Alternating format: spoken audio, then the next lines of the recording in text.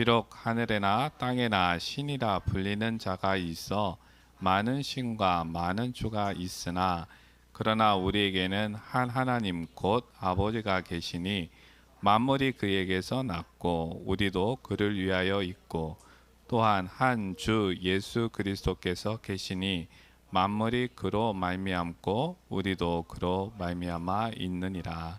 아멘.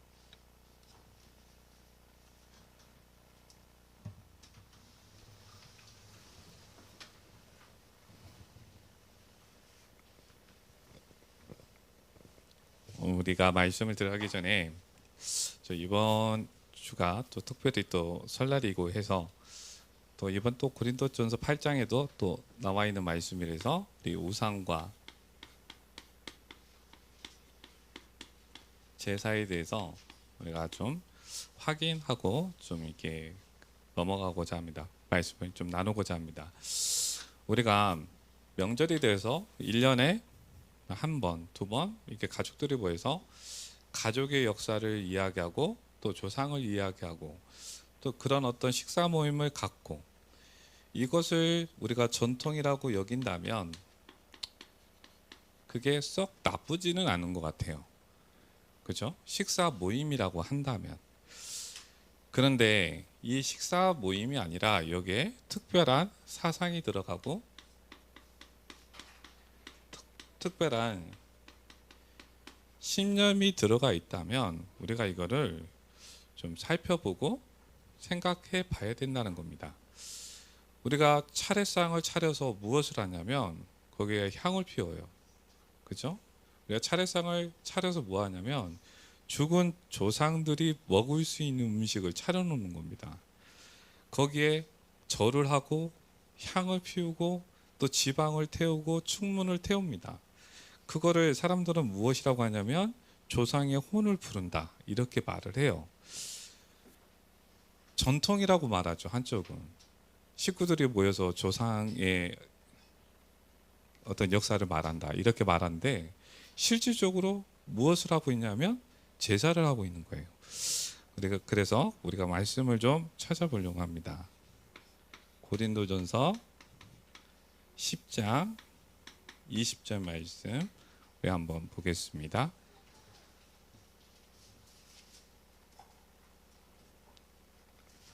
고린도전서 10장 20절 말씀을 같이 읽어봅니다.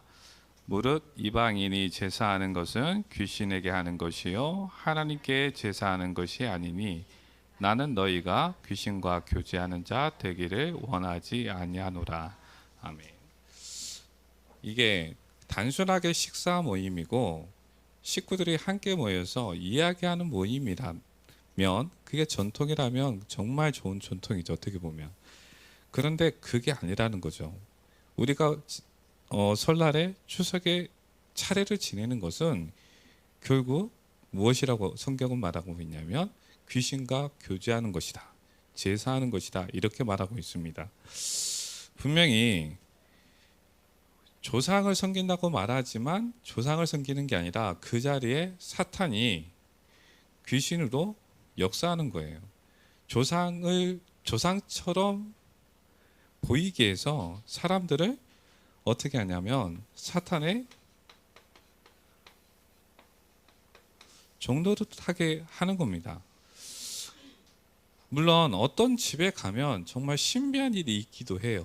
어떤 신비한 일이 되냐면 조상의 꿈을 꾸기도 하고요. 어떤 신비한 일이 일어나기도 합니다. 근데 중요한 건 그 신비한 능력이 어디서부터 오느냐 이게 더 중요한 거죠. 그게 사탄이 사람을 속이려고 신비한 능력을 가지고 귀신을 가지고 사람을 속이는 거지 그게 진리는 아니라는 겁니다. 분명히 하나님을 떠난 사람은 하나님의 생명이 떠난 죽은 영이에요. 죽은 영이기 때문에 옳은 것이 무엇인지 참된 것이 무엇인지를 모릅니다. 사람은 의식주 성공에 매여서 이 땅에서 죄의 길을 살아가고 있습니다. 이런 사람을 사탄이 붙잡고 사탄이 세상 문화를 가지고 계속 속이면서 그 길을 사람들이 살아가고 있을 뿐입니다. 전통이라고 말하지만 실질적으로는 제사를 지내고 있고 그 제사를 지내면서 계속 사탄에게 종노릇하고 있는 그 일을 하고 있는 겁니다. 그래서 출애굽기 20장 4절 5절 말씀을 우리가 같이 한번 보겠습니다. 창세기 출애굽기입니다.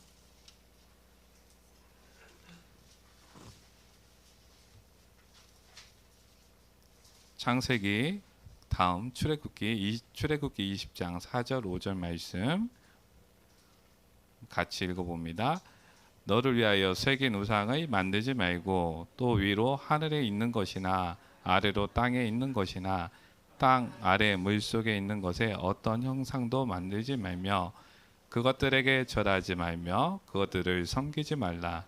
나 내 하나님 여호와는 질투하는 하나님인즉 나를 미워하는 자의 죄를 갚되 아버지로부터 아들에게 3, 4대까지 이르게 하거니와. 아멘.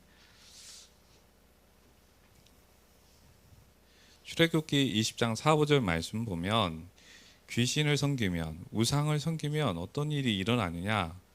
저주와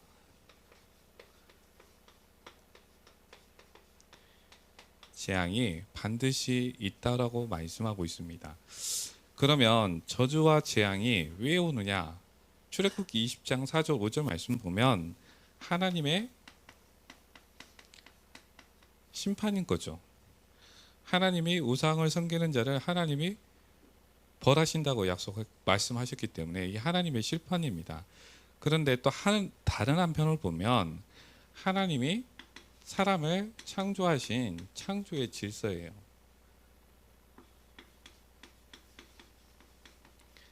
하나님은 사람을 하나님의 형상으로 창조하셨습니다.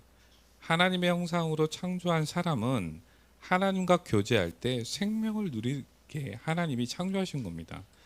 그런데 사람이 하나님과 교제하지 않고 귀신과 교제하고 사탄과 교제하고 세상 문화를 따르고 있으니까 당연히 사람에게 오는 것은 죽음이에요. 그 죽음이 심판과 저주와 재앙으로 오는 것뿐입니다. 그러니까 하나님의 심판 때문에 저주와 재앙이 임하는 것도 맞고 하나님의 창조의 질서, 하나님과 교제하지 않았기 때문에 저주와 재앙이 임하는 겁니다. 저주와 재앙이 어떻게 오느냐면 끊임없이 가정에 불화가 계속 생기는 거죠. 알 수 없는 문제, 정신의 문제, 육체의 고통으로 고통을 당하게 됩니다. 또 후대가 계속 문제 속에 빠져 있는 겁니다. 이 문제가 왜 오느냐? 우상을 섬기기 때문에 귀신을 섬겼기 때문에 그리고 하나님과 교제하지 않았기 때문에 계속 그 문제가 올 수밖에 없는 겁니다. 우리가 반드시 알아야 될 게 뭐냐면 늘 말씀드리지만 하나님은 사람을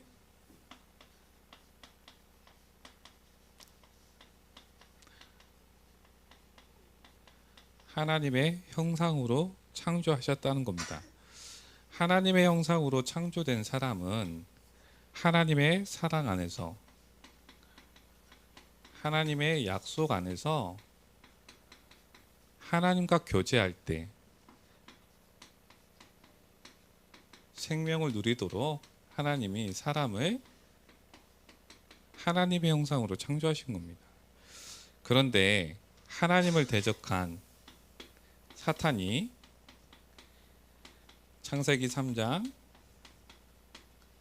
1절부터 7절 말씀을 보면 이 사탄이 강교한 말로 또 세상의 것으로 눈에 보이는 것으로 하나님과 교제하지 못하도록 사람을 속입니다. 욕심에 빠지도록 의심에 빠지도록 사람을 속여요. 세상에 보이는 것으로 강교한 말로. 그래서 사람이 교만하게 됩니다. 이 교만한 사람이 결국 하나님과 교제하지 않고 어떻게 했냐면 나의 기준으로 나의 기준을 가지고 하나님의 사랑을 판단하고 하나님의 약속을 판단하고 죄를 짓고 하나님을 떠납니다. 하나님을 떠난 사람은 하나님의 영이 하나님의 생명이 떠난 죽은 영입니다. 사탄의 권세에 붙잡힌 사탄의 자녀로 이 땅에서 종노릇하면서 살아갑니다. 하나님을 신뢰하지 않는 죄인으로 이 땅에서 고통 속에서 어둠과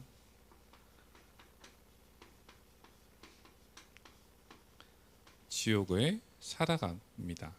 그리고 죽어서 지옥에 갑니다. 이 사람은 죄와 죽음과 이 사탄의 문제를 사람이 해결할 수 없고 사람이 구원할 수도 없습니다. 그래서 하나님이 사람에게 구원을 약속하셨습니다. 사람의 방법이 아닌 하나님의 방법으로 사람을 구원하시겠다 약속하셨습니다. 여자의 후손으로 약속하셨고 이 약속대로 예수님이 이 땅에 오셨습니다. 예수님이 이 땅에 오셔서 십자가에서 죽으셨습니다. 십자가에서 죽으시고 부활하시고 하나님의 우편에 앉으셨습니다. 사람의 죄 문제를, 사람의 죽음의 문제를 해결하시고 사람을 죄와 죽음에서 구원하시고 사탄의 일에서 사람을 구원하시고 우리를 하나님의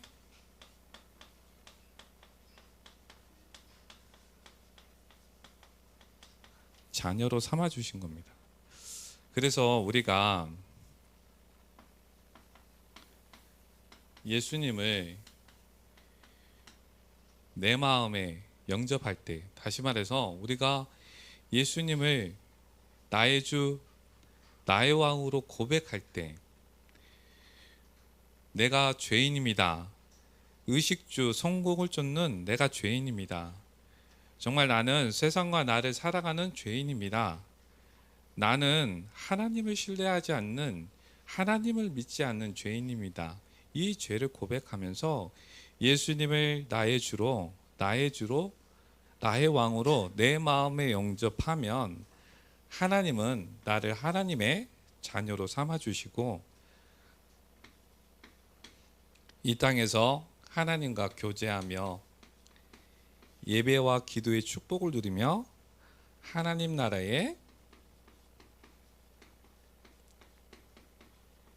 기업을 얻게 하신다고 약속하셨습니다. 오늘 우리 고린도전서 8장 말씀을 같이 나눕니다.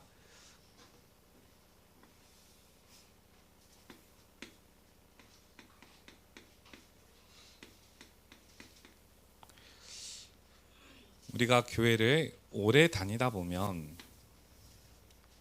자연스럽게 얻어지는 지식들이 있습니다. 교회를 오래 다니다 보니까 말씀을 계속 듣다 보니까 성경에 대한 많은 지식들이 생겨나고 또 교회의 예식과 교회의 전통과 교회의 법, 율법 이런 신앙생활에 관한 것들을 자연스럽게 또 알게 됩니다. 그리고 오늘 고린도전서 8장 말씀을 쭉 살펴보면 우상에 관한 지식 또한 알게 됩니다. 하나님을 믿지 않는 세상 사람들은 우상에 대해서 어떻게 생각하냐면 신이라고 생각을 해요. 우리는 우상을 어떻게 생각하냐면 그냥 사람이 만든 것 그냥 그뿐으로 생각을 하죠. 근데 불신자들은 하나님을 믿지 않는 사람은 이게 신인 거예요. 그래서 그들은 중요하지만 그냥 우리는 그냥 사람이 만든 그냥 조형물쯤으로 생각을 하죠. 그래서 그 우상에게 드린 제물 또한 우리는 그냥 먹는 음식일 뿐입니다. 뭐 구별하고 어쩌고 이런 게 아니죠. 근데 우상을 섬기는 이 사람들에게는 이게 매우 또 중요한 거죠. 좀 이렇게 차이가 있는 겁니다. 그런데 교회 안에는 이 우상을 섬기다가 돌아온 이 연약한 자들이 있다라는 겁니다. 신앙의 지식이 아직 없는 연약한 사람이 있다라는 겁니다. 이 사람들은 믿음이 연약해서 우상을 섬기다 왔기 때문에 혹여나 그 귀신에게 자기가 괴롭힘을 당할까 아직도 불안해하는 사람이 있다라는 거예요. 그리고 우상을 섬기는 것과 하나님을 섬기는 것, 이것을 혼돈하는 연약한 사람들이 있다라는 겁니다. 이 연약한 사람들은 교회 안에 먼저 믿는 사람들, 그 먼저 믿는 사람들의 뒷모습을 보면서 신앙생활을 배워갑니다. 보통. 그래서 오늘 고린도전서 8장 말씀을 살펴보면 어떤 말씀이 있냐면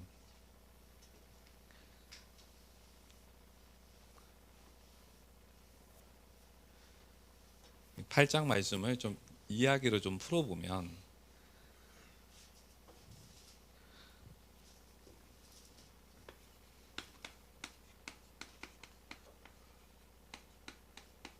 어떤 믿음 좋은 사람이 교회 안에 좀 먼저 된 사람이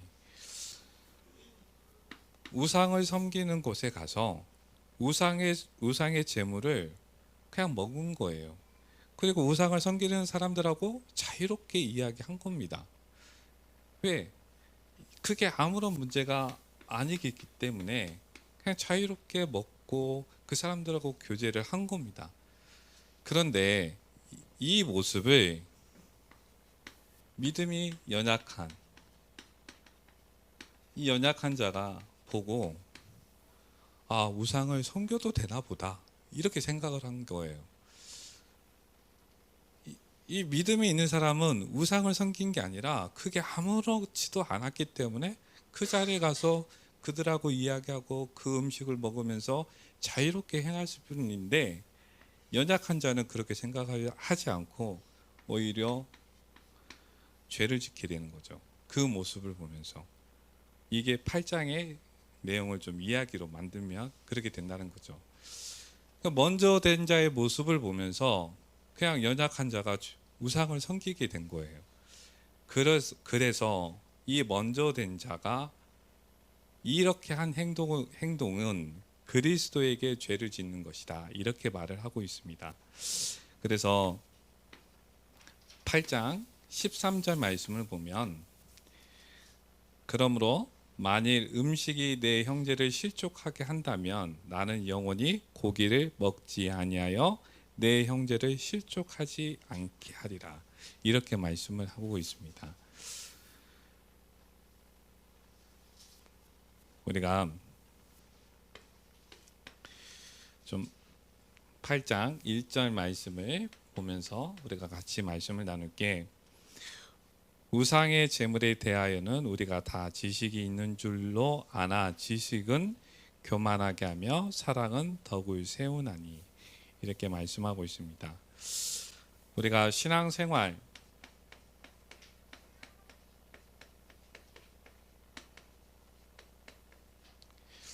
이 신앙생활을 말하면 겉멋으로 볼 때는 성경의 지식을 많이 아는 것, 많이 배우는 것, 이걸 신앙생활인 것처럼 생각할 수도 있습니다. 어떻게 보면 교회의 법을 지키는 것, 전통을 따르는 게 신앙생활이라고 생각할 수도 있고, 교회의 질서를 지키는 게 신앙생활이라고 말할 수도 있습니다. 곁으로 보면. 그런데 신앙생활은 복음은 지식이 아니라는 거예요. 복음은 신앙생활은 하나님과 교제하는 그 삶을 살아가는 겁니다. 하나님의 마음을 알고 하나님과 동행하는 이 믿음의 삶을 사는 겁니다. 그래서 하나님의 마음을 알고 정말 하나님의 사랑을 내가 누리고 있다면 당연히 교회를 살피게 돼 있고 연약한 자를 살피게 돼 있는 겁니다. 그 살피는 그 행동이 우리에게 보여지는 건 배려로 보이는 거죠. 그래서 13절 말씀처럼 내가 고기를 먹을 수도 있어요. 자유롭게 행동할 수도 있어요. 그런데 교회를 살피고 연약한 자를 살피다 보니 내가 누릴 수 있는 권리를 포기할 수 있는, 남을 위해 배려할 수 있는 행동을 하게 되는 겁니다. 결론으로 우리가 말씀을 나눕니다.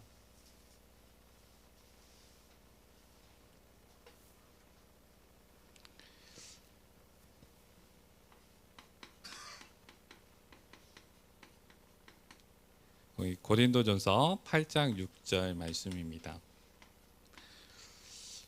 우리에게는 한 하나님 곧 아버지가 계시니 만물이 그에게서 났고 우리도 그를 위하여 있고 또한 한 주 예수 그리스도께서 계시니 만물이 그로 말미암고 우리도 그로 말미암아 있느니라. 우리가 하나님의 형상으로 지음받은 창조된 우리는 하나님의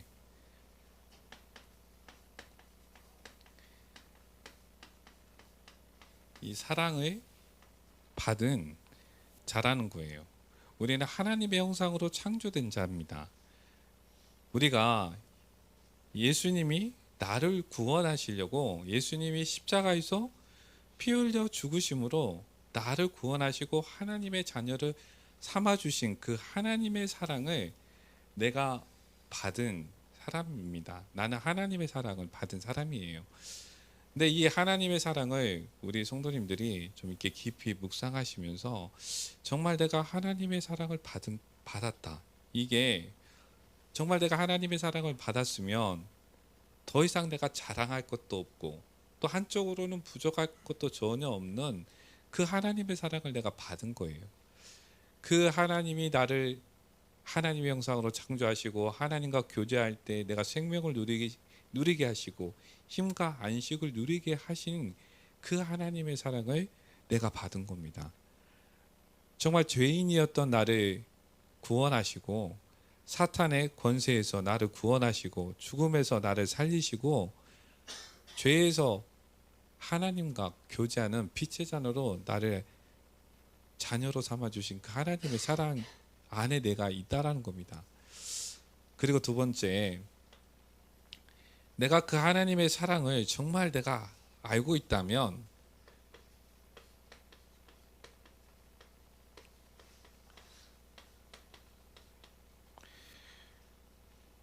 그 하나님의 사랑을 내가 정말 받고 있다 보면 나의 권리보다 더 중요한 것, 이 하나님의 마음, 이 하나님과 교제하는 이 복이 무엇인지를 알게 되는 겁니다. 창세기 3장에 보면 이 사탄이 사람을 속일 때 어떻게 속였냐면 이 나의 권리를 주장하도록 나의 기준을 주장하도록 자꾸 세상의 것으로 눈에 보이는 것으로 강교한 말로 계속 속입니다.